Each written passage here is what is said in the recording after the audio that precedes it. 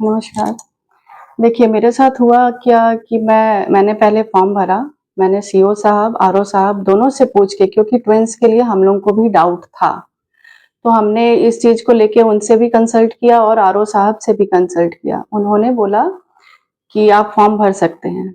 Actually twins के case में ऐसा है कि अगर आपका फर्स्ट चाइल्ड सिंगल है और सेकंड ट्विन्स है तो आप फॉर्म भर सकते हैं। लेकिन अगर आपका फर्स्ट ट्विन्स है और सेकंड सिंगल है तो आप फॉर्म नहीं भर सकते हैं। मेरा सेकंड ट्विन्स था। इस चीज के लिए लास्ट डे तक हम लोग आरओ साहब से कनेक्टेड थे। उन्होंने लास्ट डे तक हमको कंफर्म नहीं किया। लेकिन जब वो बच्चे वाला देखे वहां पे, तो क्या उनको रूल पहले से नहीं पता था ये चीज? उन्होंने पहले मुझे नहीं बताया। सुप्रीम कोर्ट का भी ऑर्डर है कि आप इस बेसिस पे फॉर्म भर सकते हैं अगर आपका सेकंड ट्विन्स है। उन्होंने सुप्रीम कोर्ट का ऑर्डर भी नहीं माना। मैंने उनको बोला कि आप लिख के दीजिए कि आप सुप्रीम कोर्ट का ऑर्डर नहीं मानेंगे। आरओ साहब नहीं लिख के दिए। क्या पहले उनको रूल नहीं पता था कि ऐसा रूल है? तो वो तो मुझे मिसगाइड कर दिए। फिर उन्होंने मुझे बोला कि मैं आपका नहीं एक्सेप्ट कर सकता हूँ क्योंकि मुझे धमकी भरे लहजों में कुछ बोला गया है, मेरे ऊपर दबाव है।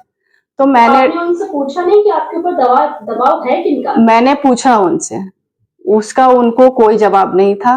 मैंने डीसी साहब से भी बात की। उन्होंने भी ये बोला कि वो चाहे तो फॉर्म एक्सेप्ट कर सकते हैं, हम उनको फोर्स नहीं कर सकते। मैंने फिर चुनाव आयोग की जो चीफ हैं अलका तिवारी मैम, मैंने उनसे भी बात की। उन्होंने भी मुझे यही बात बोला कि मेरा कोई दबाव नहीं है, वो चाहे तो एक्सेप्ट कर सकते हैं।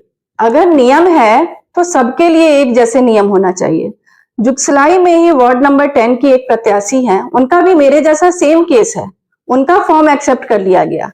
आदित्यपुर में भी मेरे जैसा सेम केस है, उनका भी फॉर्म एक्सेप्ट कर लिया गया। जब उनके लॉयर से मैं उनका बात, आरओ साहब का बात करवाना चाहिए, तो आरओ साहब बात करने से इनकार कर दिए कि नहीं करेंगे। तो एक ही राज्य में सबके लिए अलग अलग नियम लागू होते हैं। मैं चाहती हूं आप लोग भी इनसे क्वेश्चन कीजिए। वो उनके पास सिर्फ एक बुक है, चुनाव आयोग का बुक, उसमें लिखा है जुड़वा बच्चों का भी कुल संख्या में गिनती होगा। तो क्या वो सुप्रीम कोर्ट का ऑर्डर का कोई मान्यता नहीं है? बाकी लोग जो कर रहे हैं वो लोग बेवकूफ हैं। इस बेसिस पे वो उन्होंने मुझे लिख के भी नहीं दिया कि हम सुप्रीम कोर्ट का ऑर्डर नहीं मानेंगे। हम लोग हाई कोर्ट जा रहे, तैयारी हो गई है, हम लोग केस फाइल कर दिए हैं। अब देखिए आगे क्या होता है इसमें। मैं यहाँ स्वर्गीय भोगेंद्र मिश्रा जी की पुत्र वधू हूँ। उन्होंने जो जनता के लिए जुगसलाई में क्या जमशेदपुर में काम किया है, वो जनता के बीच से मिटाना नामुमकिन है। सबको ये मालूम था। मेरे पति ने, मेरे देवर ने जो काम किया है, आज ऐसे ऐसे लोग हैं जो नगर पालिका में एक आवेदन तक नहीं दिए हैं। और आप नगर पालिका जाइए, वहां से पूछिए कि मेरे परिवार ने या हम लोग का जो टीम है उन्होंने कितना काम किया है।